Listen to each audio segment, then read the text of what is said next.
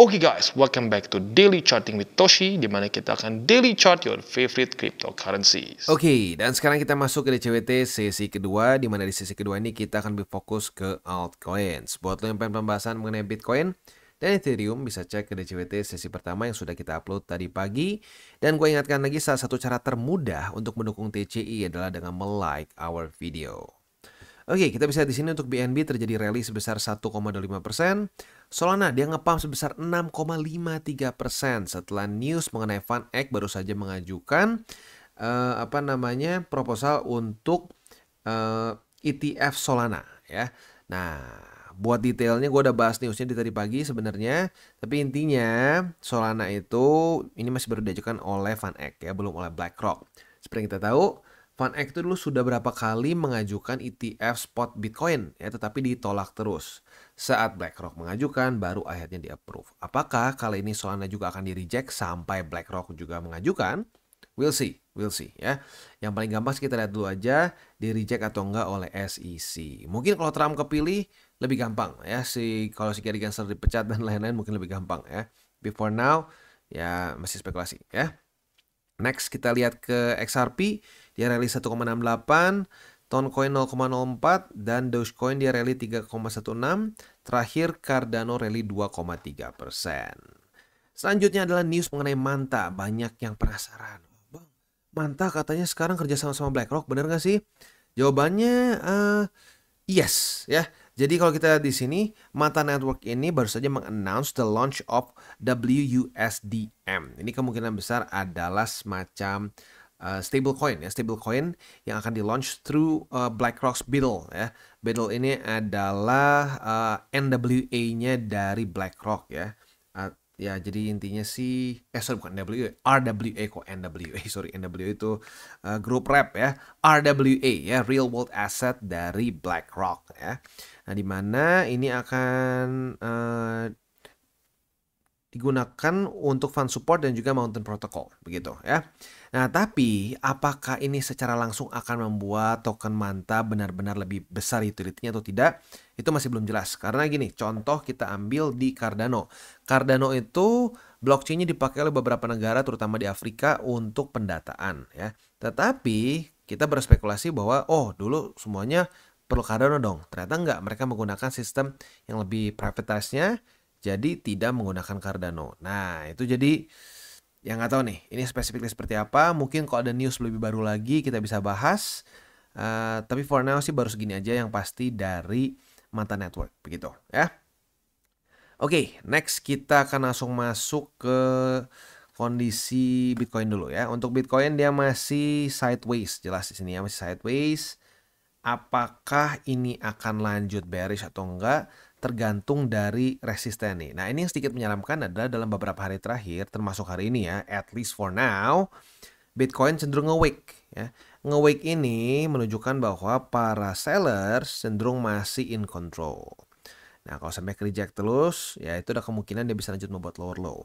Tapi kalau dia terus konsolidasi di sini atau bahkan reclaim ya ke price range selanjutnya, kita masih punya EMA 20 juga sebagai resisten. Jadi bisa dibilang PR untuk Bitcoin bisa reversal itu masih banyak. Masih ada 1, 2, dan EMA 20 nih si tukang pukul yang sudah siap untuk tag team. Begitu ya. Oke, selanjutnya sih kita akan dulu bahas rosternya. Kita akan bahas Solana, Manta, Ondo, XRP, dan Render. Next kita masuk dulu ke Bitcoin Dominance. Untuk Bitcoin Dominance kita bisa lihat ya, lanjut lagi melemah. Nah, pelemahan dari Bitcoin Dominance ini gue sudah sedikit ada bahas tadi di DCWT 1. Kita akan coba lebih bahas lebih detail lagi. Jadi RSI dari Bitcoin Dominance itu mulai terjadi divergence. Kita langsung aja klik RSI ya.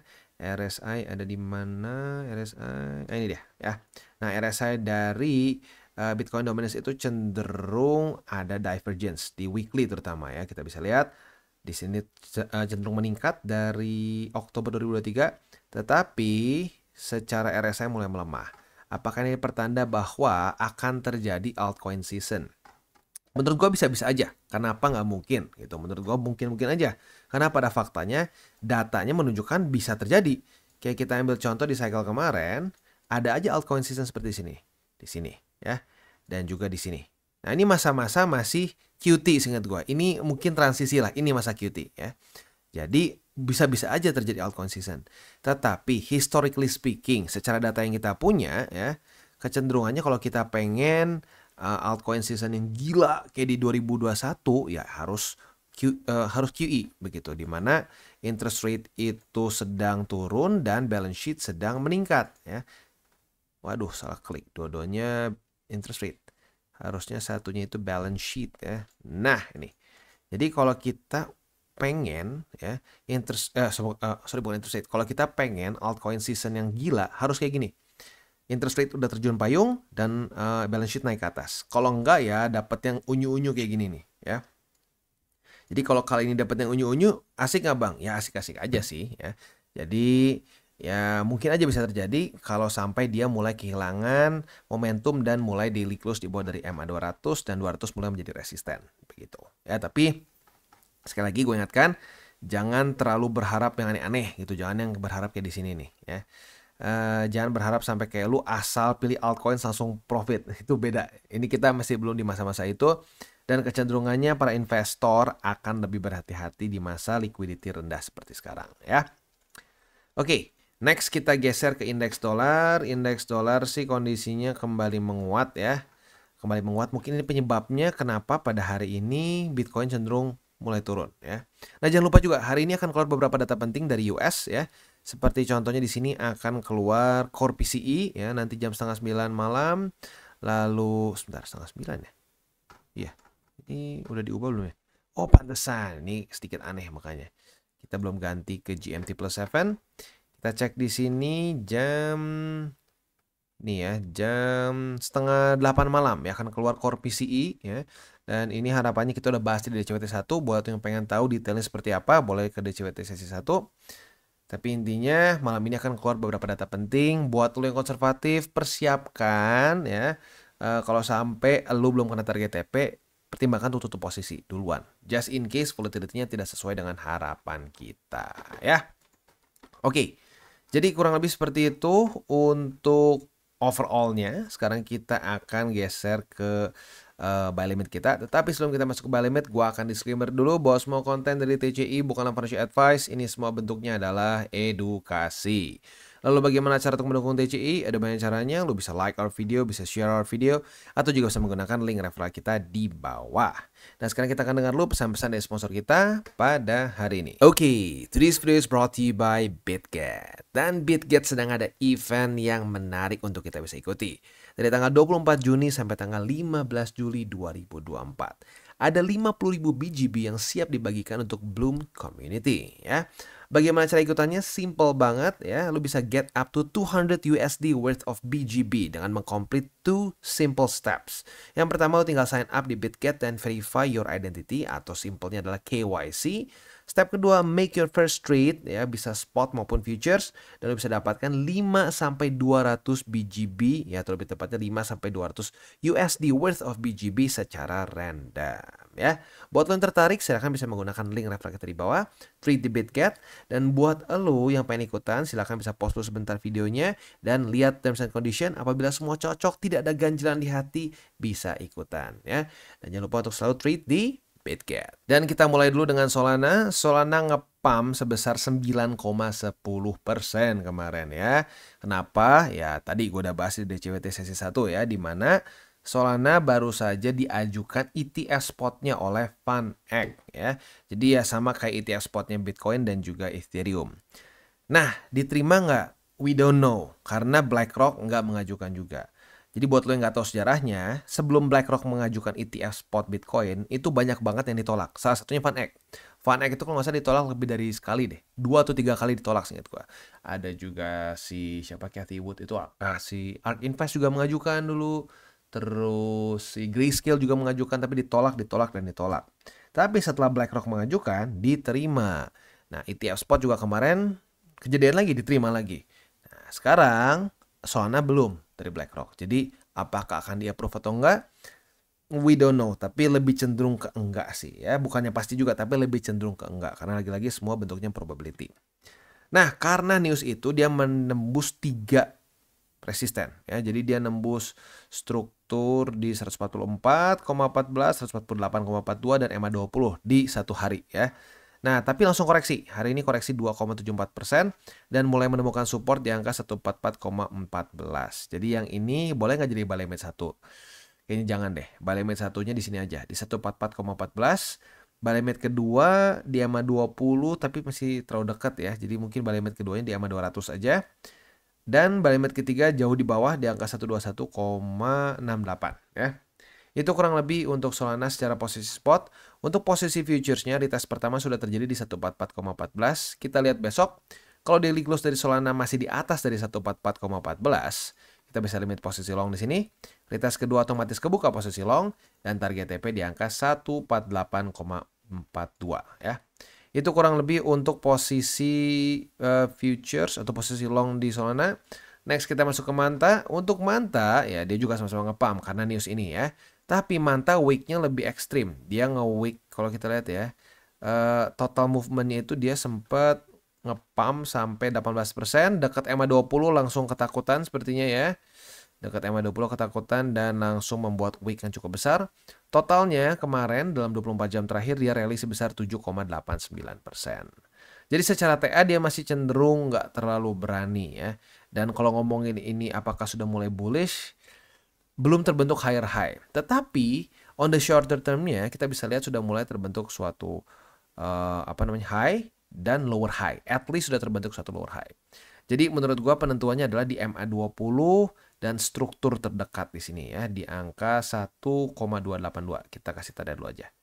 Nah, struktur resisten yang kemarin baru saja terbentuk sebelum dia ngedam sebesar 10 dan 12% dannya besok. Jadi 10% terus besoknya 12%-an ya. Nah, kalau sampai EMA 20 menjadi resisten ya sudah siap-siap ada kemungkinan kita bisa mengunjungi beberapa support di bawah ya. Untuk posisi spot gimana? Menurut gua Manta masih resikonya terlalu tinggi. Ya lu bisa lihat sendiri ya, secara besarnya masih membuat lower low ya. Lower low, lower high, lower low, lower high, ngedam lagi di sini, lower low terus, lower low, lower high. Sempat ada konsolidasi di sini ya, tetapi lanjut lagi trennya ke bawah. So, secara TA masih belum aman menurut gua. Dan seingat gua Manta masih ada token unlock nggak ya? Terakhir tuh ada, cuman sekarang nggak tahu masih ada atau nggak. Buat lo yang tahu boleh komen di bawah masih ada atau nggak token unlock ya. Next kita geser ke Ondo. Untuk Ondo dia cenderung oke ya, cenderung ya ada koreksi tapi cenderung oke. Posisi short kita sudah kena target TP-nya semua. Konservatif di EMA 20 kena dan juga agresif di 1,13 juga kena. Berarti buat lu yang kemarin konservatif, lu udah profit sebesar 2,5%-an. Kalau lu yang agresif, lu profit sebesar 6,86% ya. Nah, itu untuk posisi short, udah profit. Posisi longnya gimana? Posisi longnya pun sudah dalam keadaan terbuka, tetapi masih belum kena target TP. Target TP-nya kurang lebih di mirror seperti posisi short ya. Jadi untuk posisi longnya target TP konservatif di EMA 20, agresif di 1,24449. Itu kurang lebih untuk setup posisi futures di Ondo ya. Untuk posisi spotnya ini buy limitnya berarti 1 tembus, 2 masih aktif ya, 3 di EMA 50. Next kita geser ke XRP. Untuk XRP dia terbentuk struktur baru di sini ya, struktur support baru. Untuk setup yang terdekat adalah posisi short apabila terjadi retest 1, retest 2 di 0,48249, maka kita bisa buka posisi short dengan target TP di 0,46921 ya. Untuk posisi spotnya sayangnya ya kemarin udah lumayan berantakan ya. Jadi ya kalau dibilang ada lagi nggak sih, sebenarnya masih ada di sini ya. Di daerah sini nih. Struktur selanjutnya itu daerah sini sebenarnya ya. Tapi mau dibilang kuat banget juga enggak. Arguably daripada di sini mendingan ini atau ini ya. Jadi kita bikin 2 struktur baru.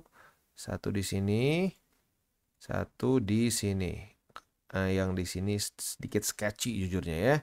Oke, jadi struktur selanjutnya itu di angka 0,452 dan yang lebih bawahnya lagi adalah 0,42055. ya.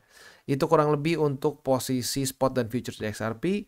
Next kita geser ke render. Untuk render dia mulai sedikit apa nih ya, sedikit nanggung. Jadi EMA 200 beberapa kali reclaim jebol. Tapi buat lu yang buka posisi futures kemarin short kena target TP, ya langsung hari ini juga bahkan ya. Retest 1, retest 2 di 7,736. Dia literally reject dengan sangat rapih di sini ya. Dan kena target TP di EMA 200. Kecuali lu agresif mau di 7,465 ya boleh juga. Tapi buat lu yang konservatif berarti sudah mengantongi profit sebesar 1,82% ya. Untuk posisi spotnya berarti ya tinggal tersisa karena reclaim lagi berarti ya jadi 3 lagi sih ya. Buy limit pertama di EMA 200, kedua di 7,465, dan ketiga di 7,011. Itu kurang lebih untuk di render. Dan sekali lagi gue ingatkan, malam ini akan keluar beberapa data penting dari US mulai dari jam 7:30 ya. Nah, udah dekat ke jam segini, harus pertimbangkan untuk tutup posisi kalau belum kena target TP. Begitu, supaya kalau sampai volatility-nya tidak sesuai dengan harapan kita nggak boncos ya. Oke. Sekarang waktunya wejangan untuk para newbies terutama ya. Untuk para newbies, gue ingatkan walaupun gue bahas ini di DCWT sesi kedua, bukan berarti gue punya semua yang gue bahas di DCWT sesi kedua. Karena ini adalah bentuknya request. Dan gue ingetin lagi, jangan sampai terlalu berat di altcoins, apalagi di masa-masa QT. Ya, kalau QE masih lebih mendingan lah ya, karena risk rewardnya lebih menarik. Tapi di masa-masa QT, please jangan sampai kebanyakan altcoins karena ya gue lihat udah banyak curhat-curhat, aduh bang minus 40, minus 50, 60, wah kok 60%. Berarti kalau sampai udah angkanya sebesar itu, kebanyakan banget alts-nya. Gitu. Jangan-jangan 100% alts kalau kayak gitu. Karena kalau gue pribadi sampai ke sekarang itu, arguably itu about kayaknya 10%-an gitu sekarang. Jadi kalau sampai ada yang wah minusnya sampai gini ya, minus tuh bukan kita rugi ya. Kalau gue gini, gue dari all time high di angka 73 ribuan BTC, itu gue dengan ke posisi sekarang dihitung drawdownnya dari posisi itu, porto gue tuh cuma minus sekitar 10%-an. Tapi ya profit ya masih udah luber karena gue akumulasi BTC dari di angka sini ya, dari di 2022 akhir gitu. Jadi ya banyaknya sih bukan di 15 lah, banyaknya di 20 sampai 30. Jadi 15 ada akumulasi, tapi kalau di rata-rata mungkin sekitar 20 sampai ya 20 something lah USD. Nah, jadi ya udah profit luber. Tapi kalau dihitung dari sini, paling porto gue tuh drawdown baru sekitar 10%-an lah ya. Nah, jadi kalau sampai porto lu dalam kondisi sekarang gitu ya, minusnya udah sampai ada yang 40, 50, 60, ya berarti itu adalah itu artinya sangat kebanyakan altcoins gitu, atau malah ya masuknya altcoin sih walaupun small cap. Dan biasanya kalau sampai semakin besar minusnya itu artinya lu small capnya kebanyakan. Gitu. Small cap tuh apa? Lu bisa lihat di sini ya. Ada market cap. Ini tentunya adalah blue chips ya, seperti Bitcoin dan Ethereum. BNB, Solana sepertinya mulai bisa pelan-pelan masuk juga ke situ ya. Tapi intinya kalau ini market cap semakin kecil ya, kita balik nih. Makin kecil market capnya, ini resikonya akan semakin besar. Begitu. Jadi kalau lo kebanyakan small caps, kebanyakan yang di bawah dari 1M ya.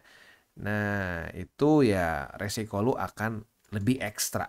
Begitu. Suka nggak suka memang seperti itu ya. Jadi ingat 3 golden rules.